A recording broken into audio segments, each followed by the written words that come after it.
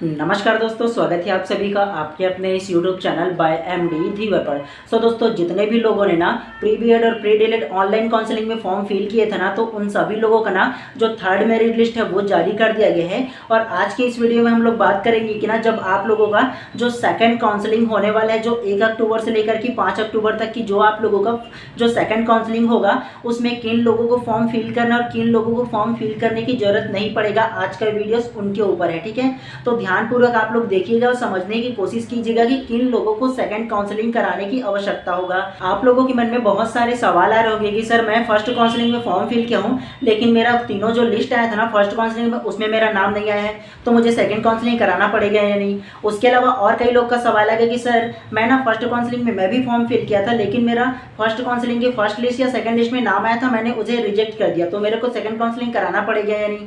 उसके अलावा कई लोगों का ये सवाल होगा कि सर मैं तो काउंसलिंग कराई नहीं है, तब तो मेरे को कराना पड़ेगा या नहीं, और मैं कराऊं तो किस प्रकार से कराऊं। उसके अलावा अनेक लोगों का ये सवाल है कि सर मैं तो फर्स्ट काउंसलिंग में ना फॉर्म फिल किया था, और उसके बाद ना अभी थर्ड काउंसलिंग में मेरा ना नाम आया हुआ है, लेकिन मैं उस कॉलेज में एडमिशन लेना नहीं चाहता, तो मुझे सेकंड काउंसलिंग कराना पड़ेगा या नहीं। इन तमाम सवालों का ना विस्तार पूर्वक हम लोग इसका जवाब जानेंगे। ठीक है, तो सबसे पहले आप लोग क्या कीजिएगा, विस्तार पूर्वक ध्यान से सुनिएगा आप लोग। ठीक है, और अगर आप लोग चैनल पर नए होंगे ना, तो पहले चैनल को सब्सक्राइब कर देना और बेल आइकन को दबा देना, ताकि इसी प्रकार से जब भी आप लोगों का मेरिट लिस्ट जब आए ना काउंसलिंग का, उसको मैं लेकर आऊँ ना, तो प्रॉपर टाइम पे आप लोगों को नोटिफिकेशन मिल पाए। ठीक है, तो इसीलिए ज़्यादा जरूरी है चैनल को सब्सक्राइब कर दो। चलिए ज़्यादा देर ना करते हुए ना आप सभी लोगों का सवाल को शुरू करते हैं। सबसे पहला आप लोगों का सवाल है, जिन लोगों ने फर्स्ट काउंसलिंग कराया है और उन लोगों का ना फर्स्ट काउंसलिंग के फर्स्ट लिस्ट में, सेकंड लिस्ट में और थर्ड लिस्ट में कोई भी लिस्ट में नाम नहीं आया होगा, तीनों लिस्ट में फर्स्ट काउंसलिंग का, तो उनको सेकंड काउंसलिंग कराने की आवश्यकता बिल्कुल भी नहीं पड़ेगा। लेकिन एक कंडीशन है। ठीक है, अगर आप लोग फर्स्ट काउंसलिंग कराए और कोई भी लिस्ट में आपका नाम नहीं आया है, लेकिन आप अपना जो कॉलेज है, जो आपने first preference, second, third preference अलग अलग ऐसे कॉलेज वाइज जमाए होंगे ना, तो उस कॉलेज को अगर आप लोग चेंज करना चाहते हो, तो अगर आप लोग कॉलेज को चेंज करोगे या सीक्वेंस को दोबारा रीअरेंज करना चाहते हो ना, तब आप लोगों को सेकंड काउंसलिंग कराना पड़ेगा। और अगर आप लोग सेकंड काउंसलिंग कराओगे तो दोबारा आप लोगों को फॉर्म फिल करना पड़ेगा, दोबारा आप लोगों को फीस पे करने पड़ेंगे। और अगर आप लोग ना किसी भी प्रकार के चेंजेस नहीं कराना चाहते ना, जिन लोगों का फर्स्ट काउंसलिंग कराया और एक भी लिस्ट में नहीं आया है ना नाम ना, तो उन लोगों को किसी भी प्रकार से दोबारा काउंसलिंग कराने की आवश्यकता नहीं पड़ेगा। एससीईआरटी के निर्देशानुसार साफ साफ ये बोला है कि उनका नाम ना डायरेक्टली सेकंड जो काउंसलिंग है ना, उसमें ऑटोमेटिकली ना उनका नाम जो है ना वो रिफर कर दिया जाएगा, मतलब उसका नाम सजेस्ट कर दिया जाएगा, तो उनको दोबारा काउंसलिंग कराने की आवश्यकता नहीं पड़ेगा। ठीक है, चलिए दूसरा सवाल की ओर आगे बढ़ते हैं। दूसरा सवाल आप लोगों का ये था कि मैंने ना सर फर्स्ट काउंसलिंग कराया था, और फर्स्ट काउंसलिंग में ना दूसरा लिस्ट या तीसरा लिस्ट में कोई भी लिस्ट चाहे हो, उसमें मेरा नाम आया था, लेकिन मेरा वो कॉलेज है ना पसंद नहीं आया, तो इस वजह से मैं ना उस कॉलेज में एडमिशन नहीं लिया और उस कॉलेज को मैं रिजेक्ट कर दिया। तो आप मुझे ये बताओ कि मेरे को सेकंड काउंसलिंग कराना पड़ेगा या नहीं। तो एक चीज़ आप लोगों को ध्यानपूर्वक सुनिएगा, बता दे रहा हूँ, जिन लोगों ने फर्स्ट काउंसलिंग कराया है और उसके अलावा फर्स्ट काउंसलिंग के फर्स्ट लिस्ट, सेकंड लिस्ट या थर्ड लिस्ट, तीनों लिस्ट में से कोई भी लिस्ट में नाम अगर आया होगा ना, और किसी कारणवश वो कॉलेज में एडमिशन नहीं लिया होगा, तो उन लोगों को दोबारा काउंसलिंग कराना पड़ेगा। तो आप लोग क्या कीजिएगा, आप लोग ना दोबारा काउंसलिंग श्योर कर लीजिएगा। अगर आप लोगों का कोई भी लिस्ट में नाम आया होगा और आप लोग चेंज कराए होंगे, या फिर आप लोग हो सकता है एडमिशन नहीं लिए होंगे ना, तब आप लोगों को दोबारा काउंसलिंग कराना पड़ेगा, जो 1 अक्टूबर से 5 अक्टूबर के बीच जो काउंसलिंग होने वाला है वो। ठीक है, और किस प्रकार से काउंसलिंग आप लोग कराना है, इसके बारे में वीडियोस के लास्ट में आप लोगों को बताऊंगा। ठीक है, चलिए इसके बाद ना तीसरे सवाल की ओर आगे बढ़ते हैं। तीसरा सवाल आप लोगों का ये हो सकता है कि सर मैंने ना फर्स्ट काउंसलिंग में ना फॉर्म फिल ही नहीं किया था, तो क्या मैं सेकंड काउंसलिंग में फॉर्म फिल कर सकता हूँ या नहीं, बताइए बोल करके ना। तो मैं आप लोगों को बता दूं, जिन लोगों ने फर्स्ट काउंसलिंग में फॉर्म फिल नहीं किया था ना, तो उन लोग सेकंड काउंसलिंग जब होगा ना, मतलब 1 अक्टूबर से 5 अक्टूबर के बीच आप लोगों का जो सेकंड काउंसलिंग होगा ना, उन लोग सारे लोग ना सेकंड काउंसलिंग करा सकते हो। ठीक है, मतलब आप लोग ना सेकंड काउंसलिंग में डायरेक्टली फॉर्म फिल कर सकते हो, चाहे आप लोगों का कितनों भी मार्क्स क्या आया हो, वो मैटर नहीं करता। और अगर आप लोग ना काउंसलिंग कराओगे तो कुछ कुछ बातें उसको ध्यान देना है, मतलब किस कॉलेज को प्रेफरेंस डाल रहे हो ना, इसके अनुसार आपका नाम भी आता है। ठीक है, तो इन बातों का आप लोगों को ध्यान देना है, उसके बारे में अभी आप लोगों को बताऊंगा। ठीक है, तो जिन लोगों ने ना एक भी काउंसलिंग में फॉर्म फिल नहीं किया होगा ना, तो सेकंड काउंसलिंग में श्योर आप लोग कर लीजिएगा। ठीक है, चलिए इसके बाद ना चौथा सवाल की ओर आगे बढ़ते हैं। चौथा सवाल आप लोगों में से अनेकों लोगों का ये था कि जब सेकंड काउंसलिंग कराऊंगा 1 अक्टूबर से 5 अक्टूबर के बीच ना, तो उसका जो कट ऑफ है, मतलब सेकंड काउंसलिंग में आप लोगों को पता होगा कि 3 लिस्ट और निकलने वाला है ना सेकंड काउंसलिंग के बाद। तो सेकंड काउंसलिंग का कट ऑफ कितना जा सकता है तीनों लिस्ट में, आप लोगों को अगर थोड़ा सा एक्सपेक्टेशन बताओ ना कि मैं फर्स्ट काउंसलिंग का तीनों लिस्ट देखने के बाद कितना कितना कट ऑफ सेकंड काउंसलिंग का जा सकता है तीनों लिस्ट का, तो उसके बारे में थोड़ा सा बताओ ना। तो देखो अभी जो फर्स्ट काउंसलिंग का जो लिस्ट में गया है जो मार्क्स ना कट ऑफ ना, तो उसमें आप लोगों ने देखा होगा कि 58 59 तक की केवल गए प्राइवेट कॉलेज और गवर्नमेंट कॉलेज दोनों मिला करके।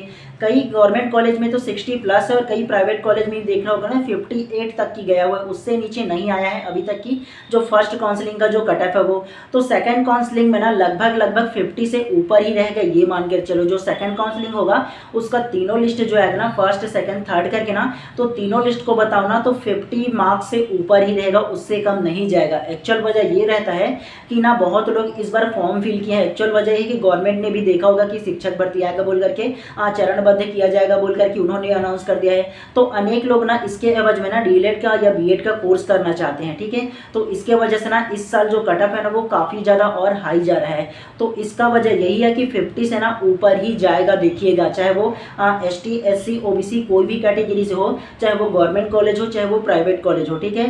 50 मार्क्स से ऊपर ही रहेगा, ठीक है। तो आप लोग देख लीजिएगा, अगर 50 मार्क्स से ऊपर आपका आया होगा ना तो आप लोग श्योर सेकंड काउंसलिंग में अपना जो फॉर्म है वो फिल कर दीजिएगा, ठीक है। और सेकंड काउंसलिंग में फॉर्म फिल करने का क्या तरीका होना चाहिए ना, तो इसके बारे में आप लोगों को बताओ ना। तो आप सेकंड काउंसलिंग में जब फॉर्म फिल कीजिएगा ना तो एक बात का ध्यान रखिएगा, बिल्कुल सिटी एरिया में ज़्यादा फॉर्म फिल करने की कोशिश मत कीजिएगा। अगर एफर्ट कर सकते हो ना तो सिटी एरिया से, मतलब शहर की एरिया से थोड़ा सा अगर दूर वगैरह कोई कॉलेज होगा ना तो उस कॉलेज में आप लोग श्योर अपना फॉर्म फिल कीजिएगा। वजह ये होता है कि खास तौर से अनेक लोग ऐसे होते हैं ना कि शहर में जाकर के पढ़ना सबसे ज़्यादा प्रेफर करते हैं। एक वजह ये भी रहता है कि वहाँ पढ़ने का जो माहौल है वो अच्छा मिलता है, हो सकता है सर्व सुविधा मिलता है। इस वजह से अनेक लोग ना एक ही कॉलेज में बहुत ही ज़्यादा जो काउंसलिंग का जो लिस्ट है ना फॉर्म है वो डाल देते हैं। तो जिस कॉलेज में जितना ज़्यादा फॉर्म फिल होता है उस कॉलेज का कट ऑफ हायर जाता है। जैसे एग्जांपल बताऊं ना तो बिलासपुर में केवल डीएलएड के लिए एक गवर्नमेंट कॉलेज है BTI बिलासपुर करके, है ना। और वहाँ का कट ऑफ बोलोगे ना तो वहाँ तो 60 प्लस ही गया है, देखोगे ना 65 प्लस आप लोगों को देखने को मिला होगा, ठीक है। क्योंकि वहाँ PSC हब भी है, बिलासपुर जो है वो एजुकेशन हब के नाम से भी जाने जाते हैं। तो इस वजह से ना बहुत लोग फॉर्म फिल किए थे ना तो इसका जो कट ऑफ था वो हाई गया था। तो इसलिए अगर एफर्ट कर सकते हो आप लोग तो थोड़ा सा ना शहर से दूर इलाके में जो कॉलेज होगा ना उसमें आप लोग फॉर्म फिल करने की कोशिश कीजिएगा। उस इलाके में लोग जो होते हैं वो कम जो कॉलेज का प्रेफरेंस है ना वो डाले होते हैं, इस वजह से ना कम नंबर में भी सिलेक्शन हो जाता है, ठीक है। हो सके ना तो डाई टू पेंड्रा वगैरह भी में उसमें कम मार्क्स में हो जाता है, उसमें 58 55 56 के आसपास जो कट ऑफ गया ना वो गया हुआ है। तो थोड़ा सा आप लोग देख लीजिएगा और मैनेज कर लीजिएगा, अगर आप लोग मैनेज कर पाओगे तो, ठीक है। और जो कॉलेज का लिस्ट है ना, चाहे वो गवर्नमेंट कॉलेज हो चाहे प्राइवेट कॉलेज का ना, वो अपने मैं टेलीग्राम चैनल पर डाल दूंगा, तो जाकर के सर्च कर लीजिए बाय MD धीवर करके ना। वहाँ पर ना आप लोगों का जो फीस का जो रिक्वायरमेंट होगा वो, मतलब फीस जो दिया होगा ना कितना प्राइवेट कॉलेज का कितना गवर्नमेंट कॉलेज का, उसका PDF डाल दूंगा। उसके अलावा ना गवर्नमेंट कॉलेज का कितना फीस है वो डाल दूंगा। उसके अलावा कॉलेज लिस्ट जो है ना प्राइवेट कॉलेज और गवर्नमेंट कॉलेज, तो दोनों कॉलेज का लिस्ट भी डाल दूंगा। उसके अलावा ना मेरा जो टेलीग्राम का जो लिंक है ना वो इसी वीडियो के डिस्क्रिप्शन बॉक्स पर भी डाल दूंगा, तो आप लोग वहाँ से ज्वाइन करके देख सकते हो, ठीक है। और अपने अनुसार भी काउंसलिंग करा लीजिएगा। अभी आप लोगों के पास 5 से 6 दिन है आराम से, तो सोच लीजिएगा एक बार जरूर आप लोग, ठीक है। चलिए, उसके अलावा अंतिम रूप से आप लोगों का एक सवाल और आएगा कि सर सेकंड काउंसलिंग तो होगा 1 अक्टूबर से 5 अक्टूबर तक, मान लिया उसका 3 लिस्ट भी आ जाएगा, मान लिया, क्या ये भी पॉसिबल है कि थर्ड काउंसलिंग भी किया जा सकता है? मतलब SCRT ने ना अपने आदेश में साफ साफ ये बोला था कि अगर सेकंड काउंसलिंग कराएंगे, तीनों लिस्ट लेंगे और तीनों लिस्ट में ये लेने के बावजूद भी अगर सीट बच जाता है ना, चाहे वो गवर्नमेंट कॉलेज का हो चाहे वो प्राइवेट कॉलेज का, तो थर्ड काउंसलिंग भी कराया जाएगा। ये SCRT ने अपने ना जो आदेश है ना उसमें जारी किया था, ठीक है। तो थर्ड काउंसलिंग होगा या नहीं, ये सवाल का अगर आप लोगों को जवाब दो ना मैं अपने एक्सपीरियंस के बेस पर, तो थर्ड काउंसलिंग हो सकता है। क्योंकि देखो ना, मुश्किल से अभी ना 50 से 55% ही ना फर्स्ट काउंसलिंग में आप लोगों का जो एडमिशन है ना गवर्नमेंट प्लस प्राइवेट कॉलेज में ना, तो उसमें हुआ है। और जब सेकंड काउंसलिंग जब होगा ना सेकंड काउंसलिंग ना, तो उसमें भी लगभग ना आप लोगों का लगभग 70 से 80% जो एडमिशन है वो हो जाएगा। लगभग 15 से 20% तो बचेगा ही बचेगा थर्ड काउंसलिंग के लिए, ठीक है।